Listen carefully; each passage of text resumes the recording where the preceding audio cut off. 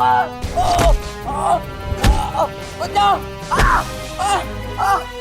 तेरा अंत कर दूंगा। जानता है मैं कौन हूँ? मैं हूँ इस द्वारिका का भविष्य, सांब।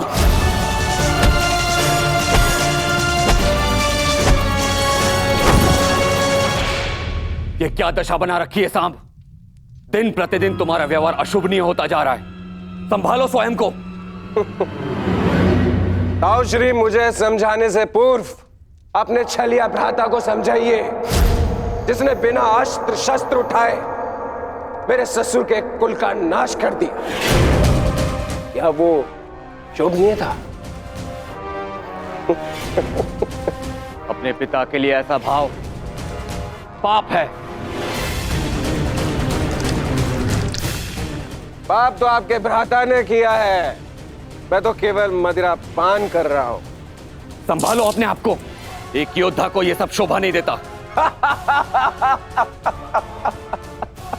कैसा योद्धा ताजश्री, जिसके हाथ से तलवार छीन ली गई हो, जो अपने मित्र विश्वसेन की सहायता करने का वचन पूरा ना कर सका हो, उस मनुष्य को आप योद्धा कहते हैं? जब युद्ध करने का समय था तो युद्ध नहीं करने दिया। अब इस अपमान को गले से निकलने के लिए इस मदिरा के अतिरिक्त मेरे पास और कोई सहारा नहीं है। मुझे विश्वास नहीं होता कि तुम कृष्ण पुत्र हो। नहीं हूं मैं, नहीं हूं छलिया का पुत्र। वो केवल मेरे लिए एक छलिया है, केवल एक छलिया। सांब!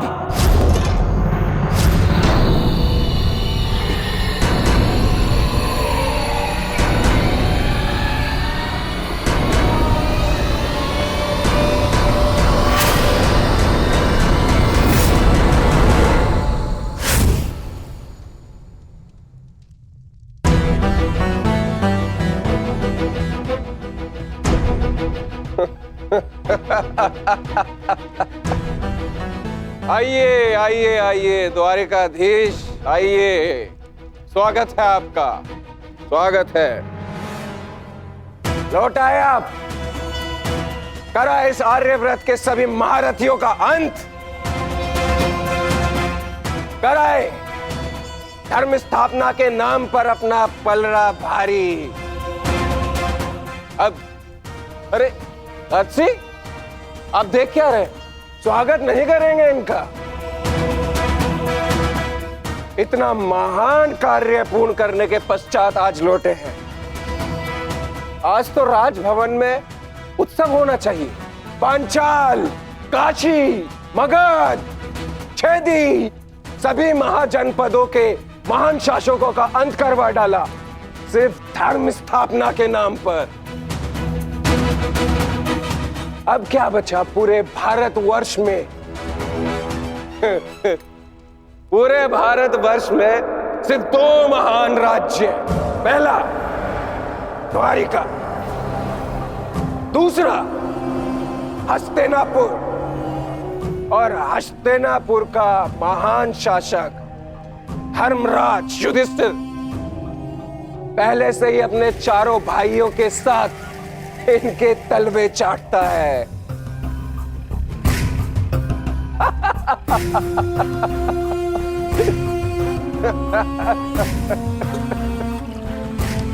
बधाई हो, बधाई हो वासुदेव, बधाई हो।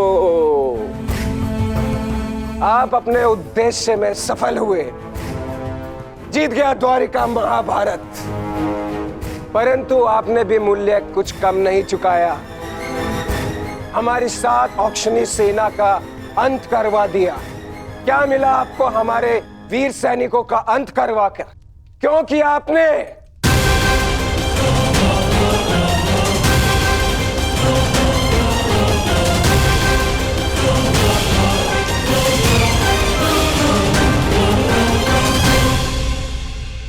उन सैनिकों ने केवल अपने कर्तव्य का पालन किया था सांब। युद्ध लड़ा, अनेकों को मारा और स्वयं वीर गति को प्राप्त हो गए। उन्होंने तो स्वर्ग की सीढ़ियां पा ली सांब। परंतु तुमने अपने साथ क्या किया है पुत्र? तुमने तो स्वयं के जीवन को ही नर्क बना डाला है। तुमने वचन दिया था ना दुर्योधन और लक्ष्मणा को कि महाभारत के युद्ध में तुम नारायणी सेना का नेतृत्व करोगे, तो क्यों नहीं बचाया अपनी सेना को? क्यों छोड़ आए अपने मित्र को अकेला युद्ध में? क्यों साथ नहीं दिया अपने मित्र का साथ, केवल अपने प्राण बचाने के लिए? यदि मैं अपने मित्र की सहायता नहीं कर सका तो केवल आपके कारण। आपने रोका था मुझे। मैंने तुम्हें रोका नहीं था साम, केवल विकल्प दिए थे। विकल्प यार में आपने मुझे भयभीत किया था। भयभीत नहीं किया था साम, मैंने केवल तुम्हें यदुवंशी के नियम स्मरण करवाए थे कि यदि नारायणी सेना परास्त होती तो उसके साथ नारायणी सेना का सेनापति अपनी उपाधि खो देता है। विकल्प मैंने अर्जुन और दुर्योधन को भी दिए थे। दुर्योधन ने युद्ध करना चुना और अर्जुन ने धर्म स्थापना, और तुमने युद्ध में भाग ना लेना चुना साम।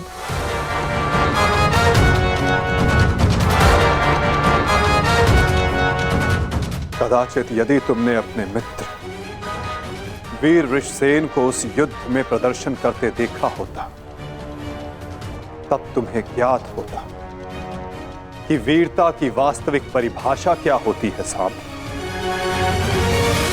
यदि तुमने अपने प्राण उस युद्ध में गवा दिए होते तो आज मेरा सर गर्व से ऊंचा होता, किंतु नहीं। तुम तो मदिरा के मध्य में स्वयं के जीवन को धीरे धीरे करके मार रहे हो। लज्जा आती है तुम पर साहब, लज्जा आती है।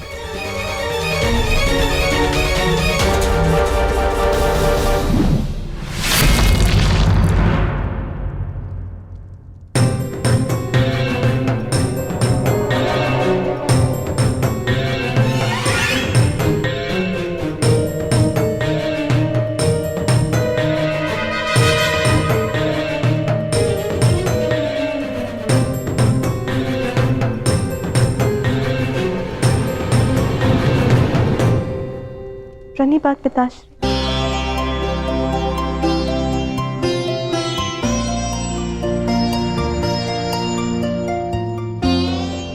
पिताश्री मैं क्षमा। लक्ष्मणा, इतनी लंबी यात्रा से आया हूं पुत्री, भोजन नहीं कराओगी?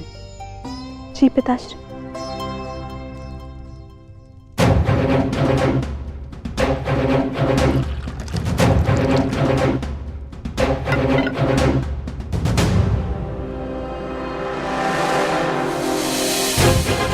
तुमने वचन दिया था ना दुर्योधन और लक्ष्मणा को कि महाभारत के युद्ध में तुम नारायणी सेना का नेतृत्व करोगे। क्यों छोड़ आए अपने मित्र को अकेला युद्ध में? क्यों साथ नहीं दिया अपने मित्र का साथ, केवल अपने प्राण बचाने के लिए? यदि तुमने अपने प्राण उस युद्ध में गवा दिए होते तो आज मेरा सर गर्व से ऊंचा होता। लज्जा आती है तुम पर साहब, लज्जा आती है। अपने क्रोध को शांत करो साम। कैसे करूं मैं खुद को शांत? पिता होकर सदैव मेरा मस्तक दूसरों के सामने झुकाता है, और आज भी तो यही किया उन्होंने। लाओ मुझे दो मित्र।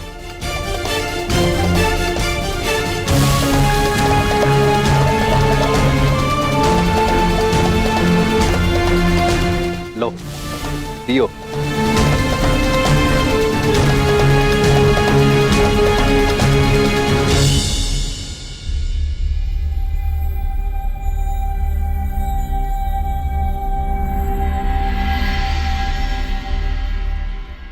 भोजन आरंभ कीजिए पिताश्री।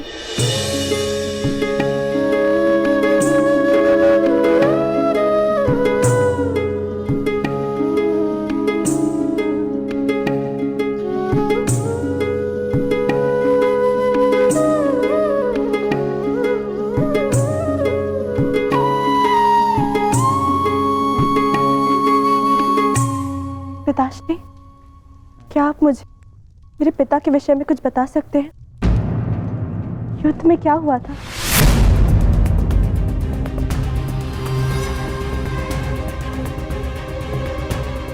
निसंदेह तुम्हारे पिता एक वीर और कुशल योद्धा थे पुत्री, और उन्होंने युद्ध में अलौकिक साहस दिखाया। निश्चित रूप से तुम्हारे पिता से बड़ा गदाधारी इस संसार में और कोई नहीं था पुत्री।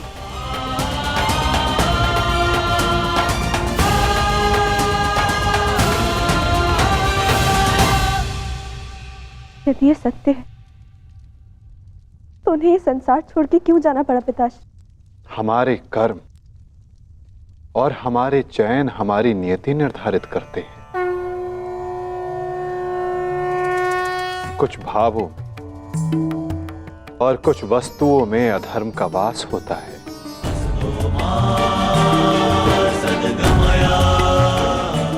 जैसे कि जुआ और मदिरा, ये व्यसन पहले लुभाते हैं और बाद में हमारे ही नाश का कारण बन जाते हैं पुत्री।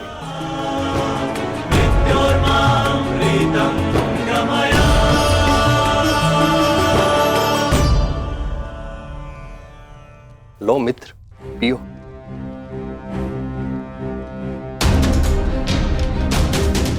मैं जानता हूं कि तुम बहुत दुखी हो, किंतु चिंता मत करो, तुम्हारे मनोरंजन का प्रबंध कर दिया है मैंने।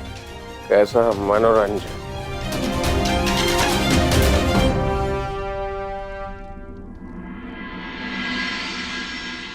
लक्ष्मणा, सदैव स्मरण रखना पुत्री, जब जब मनुष्य पर मद और जुए का प्रभाव बढ़ेगा,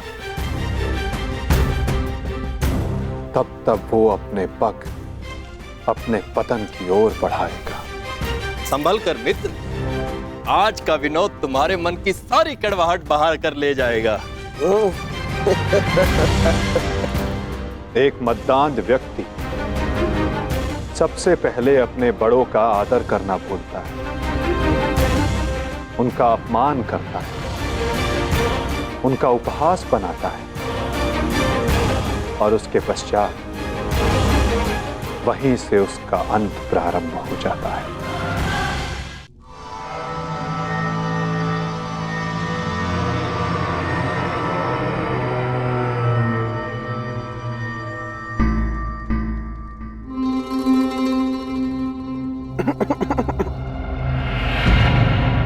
तो आप हैं महान ऋषि, सुना है महात्मा कि आप भविष्य बता सकते हैं। बड़ी प्रशंसा सुनी है आपकी। क्या जानना चाहते हो? यदि ये सत्य है तो बताइए कि इस रमणी को आगे चलकर क्या होगा, पुत्र या पुत्री?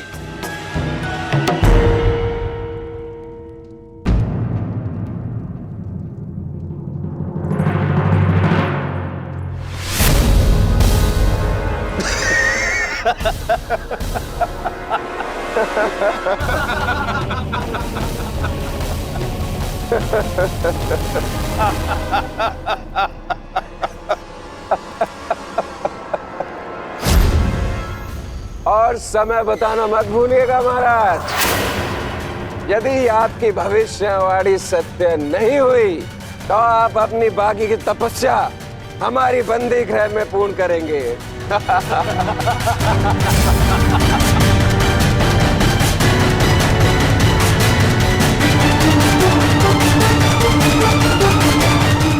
कौन क्यों है महाराज?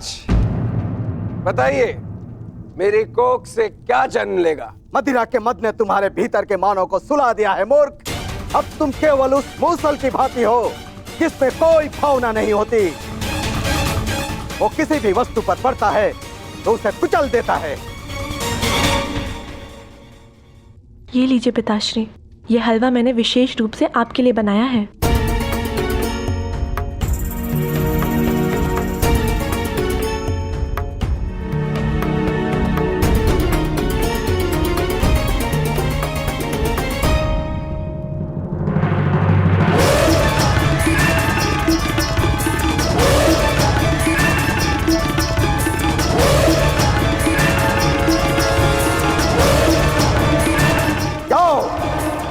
ठीक 1 सप्ताह के पश्चात तुम्हारे पेट से मूसल ही उत्पन्न होगा जो तुम्हारे वंश के विनाश का कारण बनेगा। जिस मदिरा के मद में तुमने मेरा अपमान करना चाहा, वो मदिरा तुम्हारे नाश का कारण बनेगी।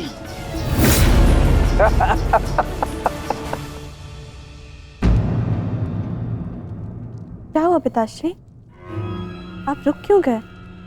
क्योंकि जिसे रुकना चाहिए था।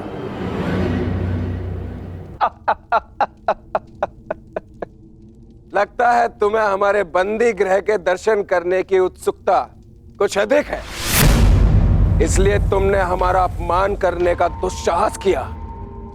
पहले वासुदेव और अभी तुम। मैं तुम्हें जीवित नहीं छोड़ूंगा।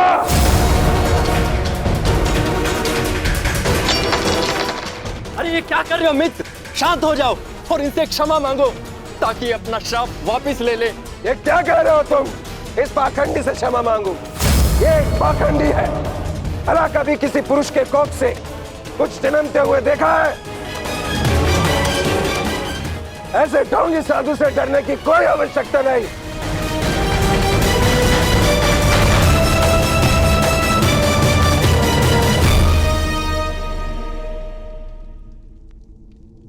जो अब तक नहीं हुआ साम, वो अब होगा।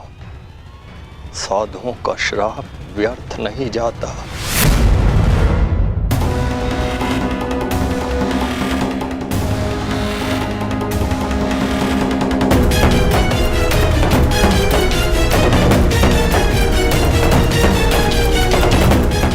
मुझे क्षमा करना पुत्री। कदाचित मैं तुम्हें कह सकता सदा सौभाग्यवती भव।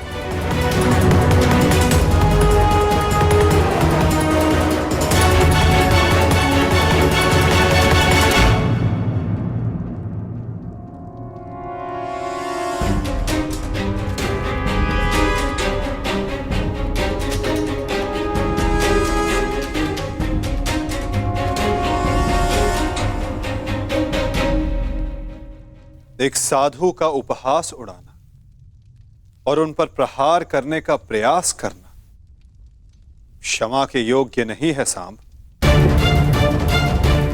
आपने तो सृष्टि के सभी महारथियों और अनेकों सैनिकों का वध करवाया। क्या वो क्षमा के योग्य है?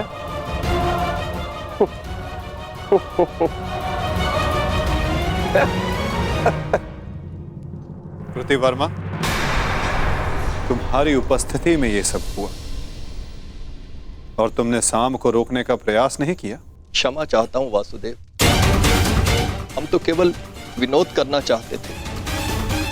मुझे अनुमान भी नहीं था कि बात इतनी आगे तक बढ़ जाएगी।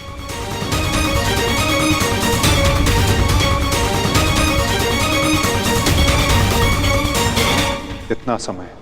7 दिन।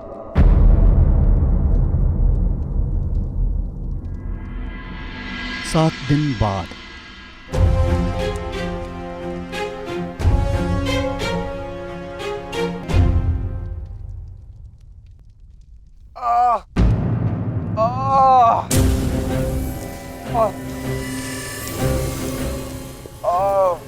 सहायता करो मित्र, मेरी सहायता करो। अत्यधिक पीड़ा हो रही है। कैसी पीड़ा हो रही है तुम्हें? लगता है उस साधु का श्राप मुझे लग गया है। आज 7वां दिन है और ये देखो मेरे पेट में अत्यधिक पीड़ा हो रही है। जाओ, आज से ठीक 1 सप्ताह के पश्चात तुम्हारे पेट से मूसल ही उत्पन्न होगा, जो तुम्हारे वंश के विनाश का कारण बनेगा।